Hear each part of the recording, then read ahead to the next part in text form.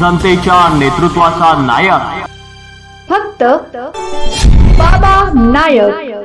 शहादा शहरात कायद्याची भीती संपली की काय? रात्री घडलेल्या राक्षसी हल्ल्याने संपूर्ण परिसर हादरून गेलाय। विजय उद्धव भामरे वय 46 व त्याचा मुलगा सार्थक विजय भामरे वय 20 बाप लेकांनी मिळून जयवंत अशोक पाटील वय 51 यांना संपविण्याचा उघड कट रचत निर्घृण हल्ला केल्याची संतापजनक घटना उघडकीस आली। माहितीनुसार आरोपी विजय भामरे याने आधी फिर्यादीचा गळा आवडून थेट हत्या करण्याचा प्रयत्न केला। प्राण वाचवण्यासाठी झगडत फिर्यादी कसाबसा त्याच्या तावडीतून सुटला।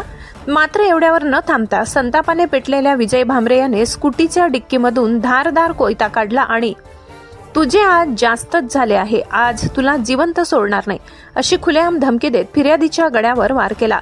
हा वार चुकवत असताना फिर्यादीच्या डाव्या हाताला जखम झाली, अन्यथा मोठा अनर्थ अटळ होता।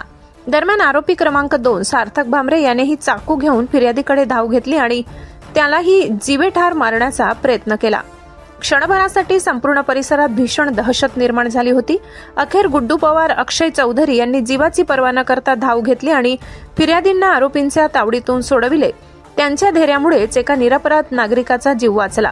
या गंभीर व थरारक प्रकरणाचा तपास सहाय्यक पोलीस निरीक्षक प्रवीण सोनवणे करीत असून आरोपींवर हत्या करण्याचा प्रयत्न, जीवघेणा हल्ला व दहशत माजविणे यासारखे गंभीर गुन्हे दाखल करण्यात आले।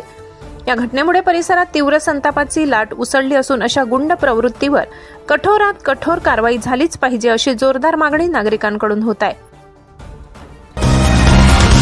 जनतेच्या नेतृत्वाचा नायक फक्त बाबा नायक।